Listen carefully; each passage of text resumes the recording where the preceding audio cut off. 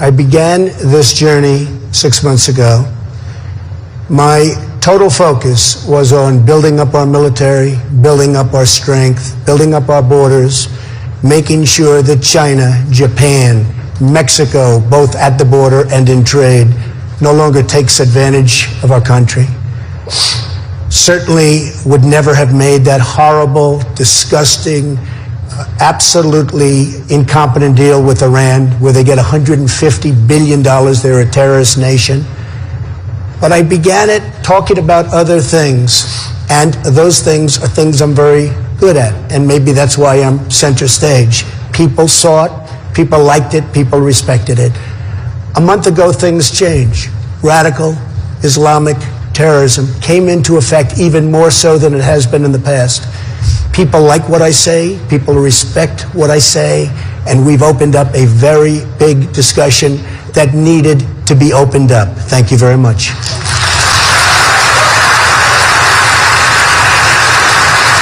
Thank you. Since you last debated, Americans have witnessed terror attacks in Paris and San Bernardino.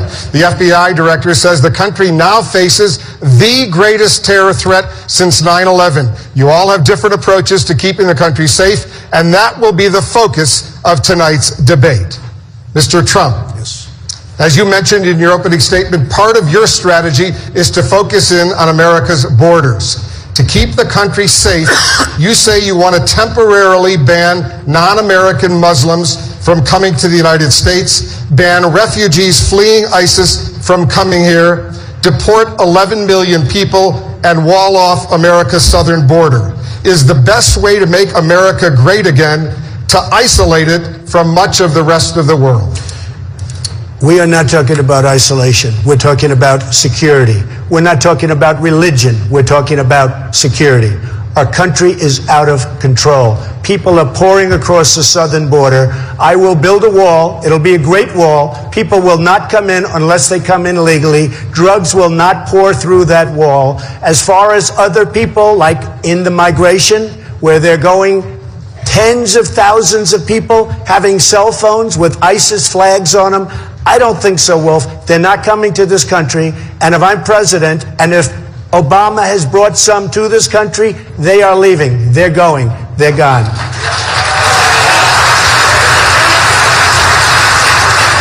Governor Bush, you called Mr. Trump unhinged when he proposed banning non-American Muslims from the United States. Why is that unhinged? Well, first of all, we need to destroy ISIS in the caliphate.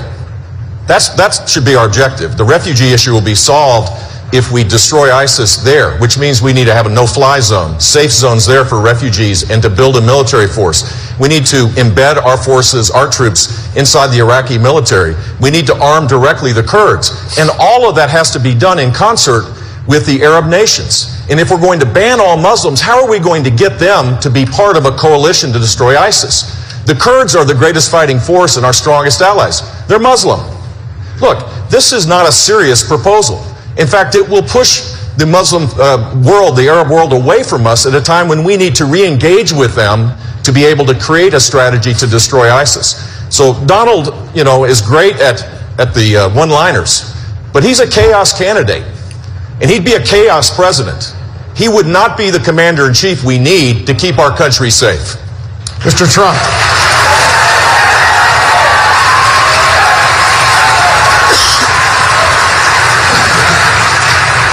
Jeb doesn't really believe I'm unhinged. He said that very simply because he has failed in this campaign. It's been a total disaster. Nobody cares. And frankly, I'm the most solid person up here. I built a tremendous company, and all I want to do is make America great again. I don't want our country to be taken away from us, and that's what's happening. The policies that we've suffered under other presidents have been a disaster for our country. We want to make America great again, and Jeb, in all fairness, he doesn't believe that. Look, he mentioned me. I can talk. This is the problem. Banning all Muslims will make it harder for us to do exactly what we need to do, which is to destroy ISIS. We need a strategy. We need to get the lawyers off the back of the war fighters. Right now, under President Obama, we've created this the standard that is so high that it's impossible to be successful in fighting ISIS. We need to engage with the Arab world to make this happen. It is not a serious proposal to say that to the people that you're asking for their support, that they can't even come to the country to even engage in a dialogue with us. That's not a serious proposal. We need a serious leader to deal with this, and I believe I'm that guy. Senator Rubin, you recently suggested closing that internet up, those were your words, as a way to stop ISIS from recruiting online. Are you referring to closing down actual portions of the internet? Some say that would put the U.S. in line with China and North Korea. Well, look, this is so easy to answer. ISIS is recruiting through the internet. ISIS is using the internet better than we are using the internet, and it was our idea. What I wanted to do is I wanted to get our brilliant people from Silicon Valley and other places and figure out a way that ISIS cannot do what they're doing. You talk freedom of speech, you talk freedom of anything you want. I don't want them using our internet to take our young, impressionable youth and watching the media talking about how they're masterminds. These are masterminds. They shouldn't be using the word mastermind. These are thugs. These are terrible people in ISIS, not masterminds. And we have to change it from every standpoint. But we should be using our brilliant people, our most brilliant minds, to figure a way that ISIS cannot use the internet. And then on second, we should be able to penetrate the internet and find out exactly where ISIS is and everything about ISIS. And we can do that if we use our good people. Let me follow up, Mr. Trump. So are you open to closing parts of the internet? I would certainly be open to closing areas where we are at war with somebody. I sure as hell don't want to let people that want to kill us and kill our nation use our internet. Yes, sir, I am. Thank you. Got much more on this, but I want to move now back to Mr. Trump. This legislation, hold on. on indefinite detention, I think deserves a little more attention. We have a lot to discuss. I want to move to Mr. Trump right now. We have a question on this war against ISIS and how you would fight and win this war. Here's the question from Facebook. Listen to this. I'm Josh Jacob from Georgia Tech. Recently, Donald Trump mentioned that we must kill the families of ISIS members. However, this violates the principle of distinction between civilians and combatants in international law. So my question is, how would intentionally killing innocent civilians set us apart from ISIS? Mr. Trump. We have to be much tougher. We have to be much stronger than we've been. We have people that know what's going on. You take a look at just the attack in California the other day. There were numerous people, including the mother, that knew what was going on. They saw pipe bombs sitting all over the floor. They saw ammunition all over the place. They knew exactly what was going on. When you had the World Trade Center go, people were put into planes that were friends, family, girlfriends, and they were put into planes and they were sent back, for the most part, to Saudi Arabia. They knew what was going on. They went home and they wanted to watch their boyfriends on television. I would be very, very firm with families. And frankly, that will make people think, because they may not care much about their lives, but they do care, believe it or not, about their families' lives. Donald, this is not, Governor Bush. This is another example of the lack of seriousness. Look, this is troubling because we're at war. They've declared war on us, and we need to have a serious strategy to destroy ISIS. But the idea that that is a solution to this is just crazy.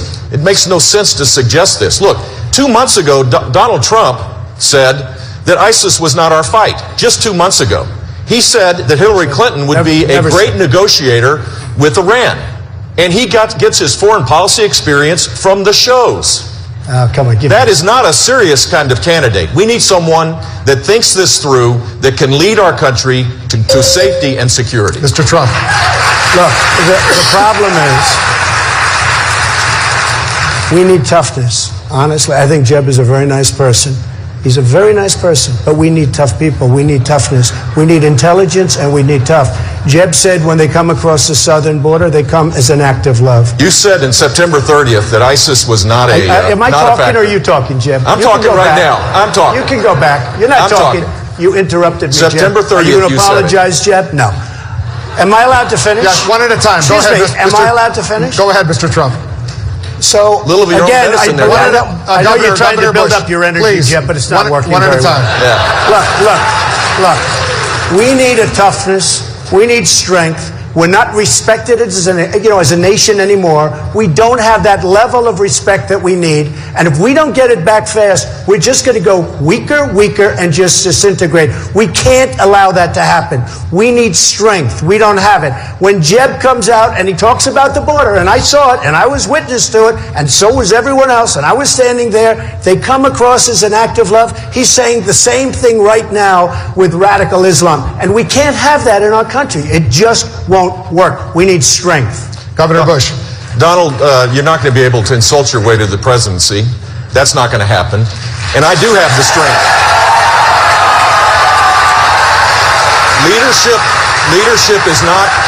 Leadership is not about attacking people and disparaging people. Leadership is about creating a serious strategy to deal with the threat of our time. And I laid out that strategy before the attacks in Paris and before the attacks in San Bernardino, and it is the way forward. We need to increase our military spending. We need to deal with a no-fly zone in Syria, a safe zone. We need to focus on building a military that is second to none so that we can destroy Islamic terrorism. With Jeb's attitude, we will never be great again. That I can tell you. We will never be great again. All right, Hugh Hewitt at Danabash. Hugh, go ahead with the next question. I'd like to also go back to, though, another question, which is Donald Trump a serious candidate?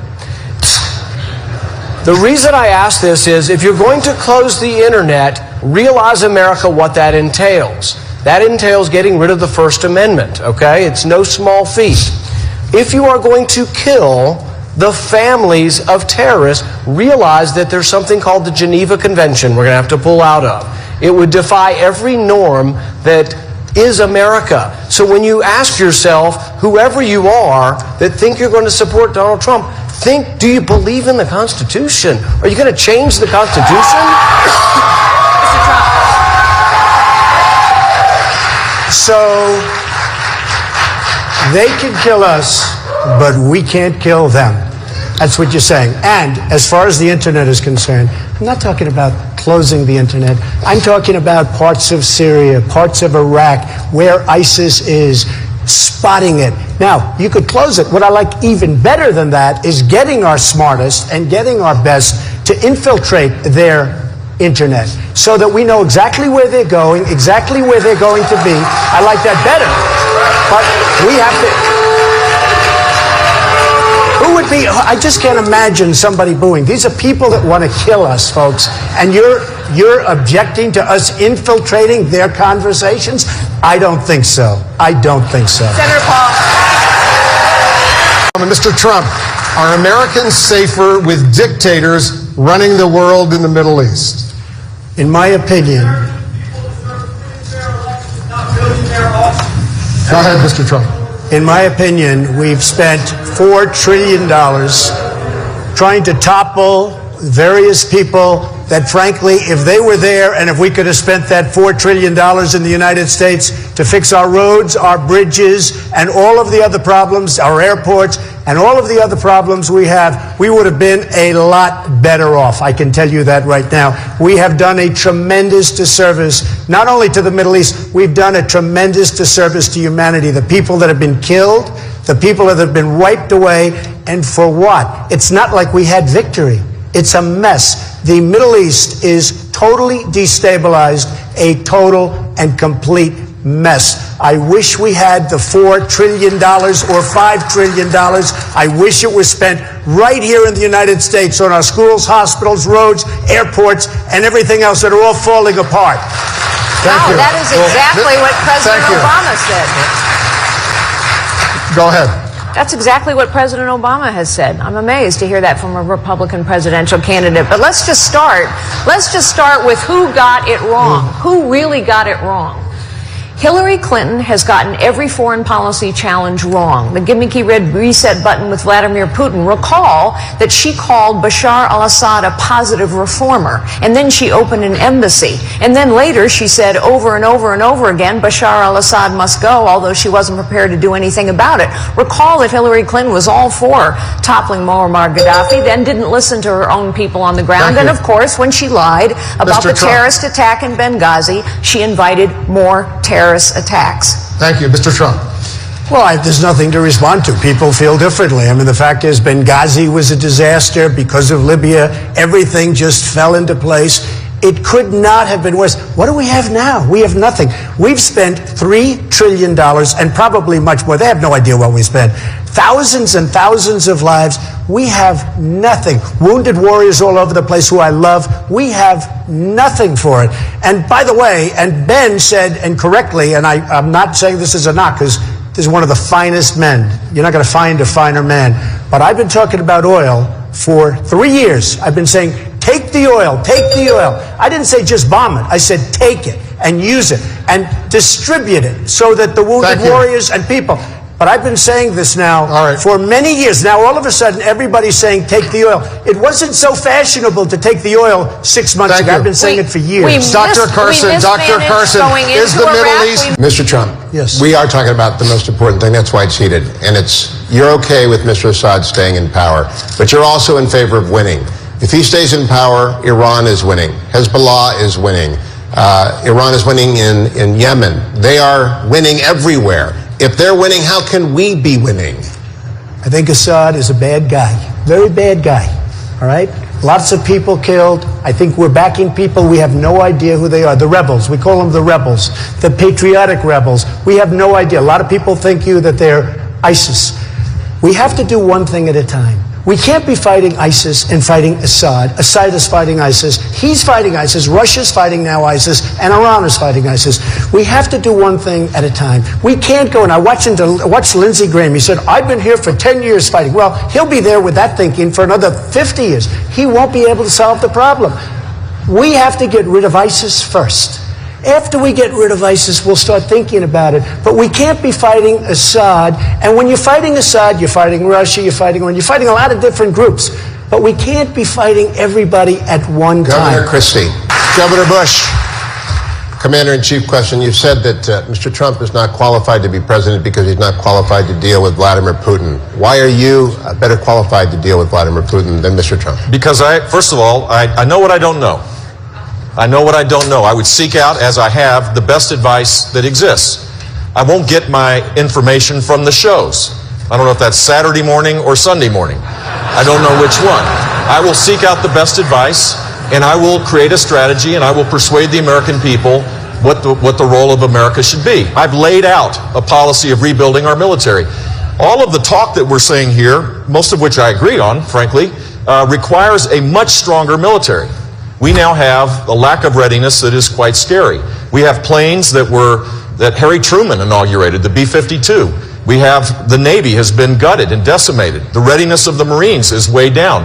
If we're serious about America's leadership in the world, then we need to make sure that we have the back of the armed forces. The Armed Forces Radio is here listening to this today. I hope they know that if I'm president, I'll be a commander-in-chief, not an agitator-in-chief or a divider-in-chief, that I will lead this country in a way that will create greater security and greater safety. Mr. Trump. I think it's very sad that CNN leads Jeb Bush, Governor Bush, down a road by starting off virtually all of the questions, Mr. Trump this, I think it's very sad. And frankly, I think it's very sad. And frankly, I watched the first debate, and the first long number of questions were, Mr. Trump said this, Mr. Trump said that, Mr. Trump. These poor guys, although I must tell you, Santorum, good guy. Governor Huckabee, good guy. They were very nice, and I respect them greatly. But I thought it was very unfair that virtually the entire early portion of the debate was Trump this, Trump that. In order to get ratings, Mr. Trump, it's not CNN. Mr. Trump, I was on CNN last night watching. Excuse me. I think it's very unprofessional. But it wasn't CNN. It was me. I watched you last night for 16 minutes. I think it's very unprofessional. It's not CNN. It's America's watching you. Okay, fine. It's America's watching. So I was mentioned, so I can bring up something, I think, right? Look, the simple fact is, if you think this is tough and you're not being treated this fairly, isn't tough and easy. Imagine what it's going to be like dealing with Putin, or dealing with President Xi, or dealing with the Islamic terrorism that exists. This is a tough business to run for president. I know, you're a tough guy, Jeb. And we need to have a leader that is real tough. You're never going to be president of the United States by insulting your way to the presidency. Let's see, I'm at 42 and you're at 3, so far I'm doing better. Doesn't matter. So far I'm doing better. You know, you started off over here, Jeb. You're moving over further and further. Pretty soon you're going to be off the end. This doesn't do a thing to solve the problem. One at a time. It sounds more. Hugh, go ahead. It sounds more and more at risk. And I tell you, if I'm elected president, we will secure the border. We will triple the Border Patrol. We will build a wall that works, and I'll get Donald Trump to pay for it. I'll build it. Thank you. Senator Rubio, please. Mr. Trump, Problem and secure the border. Mr. Trump, you like to say that you restarted this conversation in the campaign. I think I did. So who do you side with? Who do you side with in this? Senator Rubio or Senator I have Cruz? a very hard-line position. We have a country or we don't have a country. People that have come into our country illegally, they have to go. They have to come back in through a legal process. I want a strong border. I do want a wall. Walls do work. You just have to speak to the folks in Israel. Walls work if they're properly constructed. I know how to build. Believe me, I know how to build. But I feel a very, very strong bind, and really I'm bound to this country. We either have a border or we don't. People can come into the country. We welcome people to come in, but they have to come in legally. Thank you. It's Governor Bush. Yeah. Mr. Trump, Dr. Carson just referenced the single most important job of the president, the command, the control, and the care of our nuclear forces. And he mentioned the triad. The B-52s are older than I am. The missiles are old. The submarines are aging out. It's an executive order. It's a commander-in-chief decision. What's your priority among our nuclear triad? Well, first of all, I think we need somebody absolutely that we can trust, who's totally responsible, who really knows what he or she is doing, that is so powerful and so important. And one of the things that I'm frankly most proud of is that in 2003, 2004, I was totally against going into Iraq because you're going to destabilize the Middle East. I called it very strongly, and it was very important. But we have to be extremely vigilant and extremely careful when it comes to nuclear. Nuclear changes the whole ballgame. Frankly, I would have said, get out of Syria, get out. If we didn't have the power of weaponry today, the power is so massive that we can't just leave areas that 50 years ago or 75 years ago, we wouldn't care. It was hand-to-hand combat. The biggest problem this world has today is not President Obama with global warming, which is inconceivable. This is what he's saying. The biggest problem we have today is nuclear proliferation, and having some maniac, having some madman go out and get a nuclear weapon. That's, in my opinion, that is the single biggest problem that our country faces. Of the right three legs of the triad, though, do you have a priority? Because I want to go to Senator Rubio after that. I think to me, nuclear is just the power, the devastation is very important to me. Senator. Mr. Trump, just this weekend you said Senator Cruz is not qualified to be president because he doesn't have the right temperament and acted like a maniac when he arrived in the Senate. But last month, you said you were open to naming Senator Cruz as your running mate. I did. So why would you be willing to put somebody who's a maniac one heartbeat away from the presidency? But I've gotten to know him over the last 3 or 4 days. He has a wonderful temperament. He's just fine. Don't worry about it. Okay. Senator Cruz, you have not been willing to attack Mr. Trump in public, but you did question his judgment in having control of... Mr. Trump, my listeners tell me again and again they're worried that Hillary Clinton will win the White House because you run as an independent. Are you ready to reassure Republicans tonight that you will run as a Republican and abide by the decision of the Republicans? I really am. I'll be honest. I really am. I mean, people have been putting me to test. I really am. Okay, applaud. Dr. Carson. Excuse me, can I just finish? Oh, please. I've gained great respect for the Republican leadership. I've gained great respect for many, and I'm going to even say all, in different forms, for the people on the dais. In different forms. But I have great respect for the people I've met through this process. I've never done this process before. I've never been a politician. For the last 6 months, I've been a politician. But I will tell you, I am totally committed to the Republican Party. I feel very honored to be the front runner, and I think I'll do very well if I'm chosen. If I'm so fortunate to be chosen, I think I'll do very well. Polls have come out recently say I would beat Hillary. I will do everything in my power to beat Hillary Clinton. I can promise. Dr. Carson, Mr. Trump. Our country doesn't win anymore. We don't win on trade. We don't win on the military. We can't defeat ISIS. We're not taking care of our great people, the veterans. We're not taking care of them. We have to change our whole way. Our healthcare system is a disaster. It's going to implode in 2017, just like you're sitting there. Doesn't work. Nothing works in our country. If I'm elected president, we will win again. We will win a lot. And we're going to have a great, great country, greater than ever before. Thank you. Thanks to all the Republican presidential candidates.